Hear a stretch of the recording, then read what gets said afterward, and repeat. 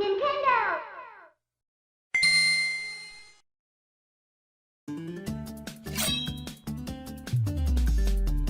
Hey everyone, my name is Chrono, and today I'm going to show you a variant of the Twisting Blade Rogue that I used to hit level 100 in Season 1.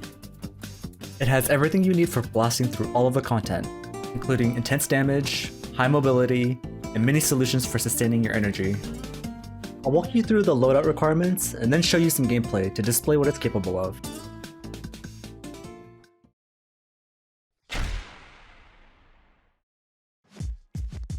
First thing I want to mention is, for this build to come online, there are a couple of things that need to be present first, and that's you need to acquire the Penitent Greaves, as well as have enough Paragon points to dive a little deep into the Cheap Shot board.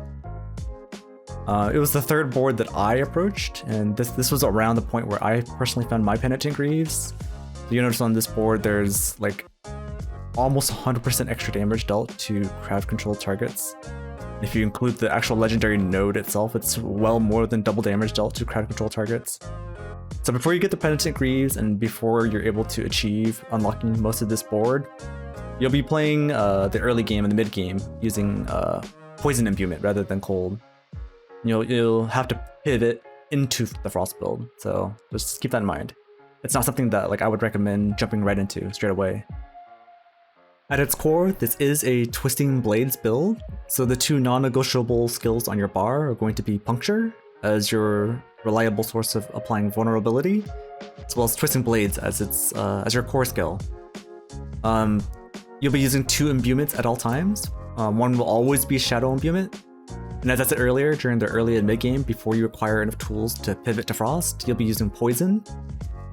But once you do acquire the tools, you'll swap out of Poison into Cold Imbuement. Now, the whole idea behind this build is to instantly applying as many CCs as possible to your targets, and you do just intense amount of bonus damage to CC targets. It's already a lot to, be dealing more than double, maybe even triple damage to things that are chilled, stunned, or dazed. But you're gonna have a lot of multipliers on your gear that makes you do even more to frozen targets. By default, you don't have very many manual tools to freeze targets. It actually takes a pretty decent amount of time for Penitent Greaves to kill an enemy long enough so that they become the frozen state, and it's unreliable. So if you're only relying on Penitent Greaves and Cold Imbue, the uptime on frozen targets is actually not too high.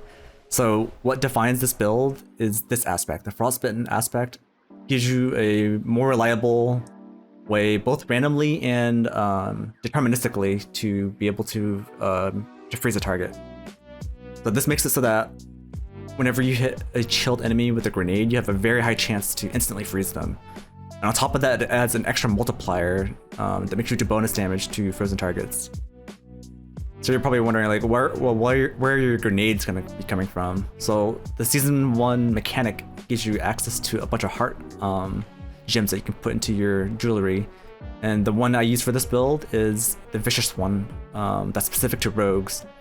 I believe it's called Munitions. So you read at the bottom, you have a lucky hit that has a 20% chance to launch a bunch of stun grenades around you.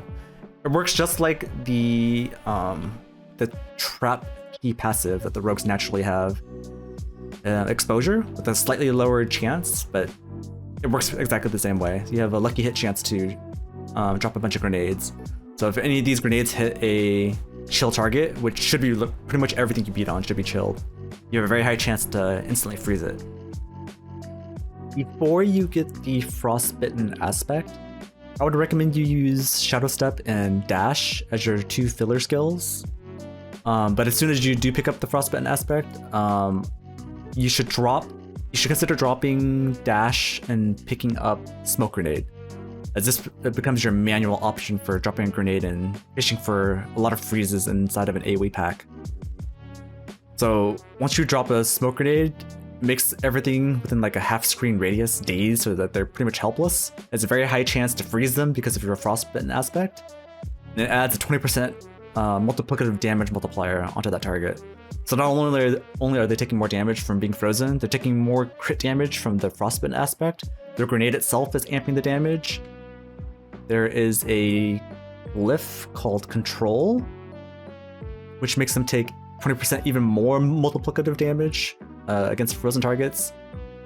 And if you happen to have Cold Imbue active while beating on a frozen target, this is another multiplier. This mixed Cold Imbuement would do yet more, 20% more multiplicative damage.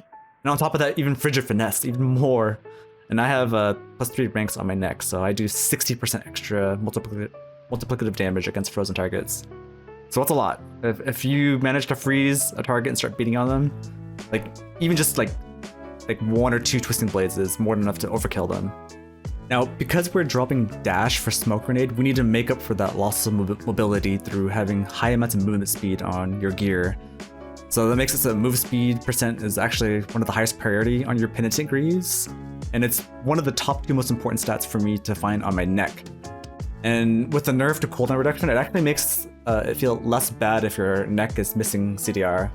While I would prefer to have CDR on this neck in place of that Frigid Finesse, it's not the end of the world, because the presence of 10% CDR is only about 1 second off of each of my imbuements, but I'd rather have the movement speed to make up for the fact that I don't have dash on my bar. If you don't currently have movement speed on your neck, then a good temporary placeholder would be points into haste, so that'll give you an extra 15% to cover for that. But as soon as you do find movement speed on our neck, then these points into haste are free to put elsewhere. By the way, I have a link to the planner for all of these recommended changes in the link in the description, so feel free to use that as a resource. Early on, you'll be using Inner Sight as your specialization choice, but if you pick up Condemnation, it's actually a pretty compelling choice to use combo points. I found Condemnation pretty early and I've used it ever since. I do find that it's a noticeable DPS increase. It does require a little bit more effort since you do have to be a little more mindful about using basic skills to maximize your use of using 3 combo points. But if you want an experience which requires a little bit less effort, less thinking, then Inner Sight's perfectly fine. But it is worth considering once you do find a Condemnation. Now, the last things to consider are resource management and your 2 remaining hearts. For resource, if you're using Inner Sight, that alone isn't enough to maintain your energy. You're gonna find yourself pretty starved, so I would recommend using either just Umbral or both Umbral and Ravenous. If you have both of those equipped, then you'll have way more than enough energy with Inner Sight. Now, what really frees up your resource issues is if you get the Barber heart, which is absolutely required. Once you acquire this heart, and I would say it's the most important piece, aside from Penitent Greaves and the Frostbitten aspect. Out of all the hearts, this one's the most important to enable the build. Not only does it do just absolutely bonkers amounts of damage, and you're probably already aware of it by this point. Like this is like the defining damage multiplier that they've given us since season 1, and this will feel the most bad if once they take this away. But what's unique about this heart is not only does it do crazy damage, but it deals shadow damage.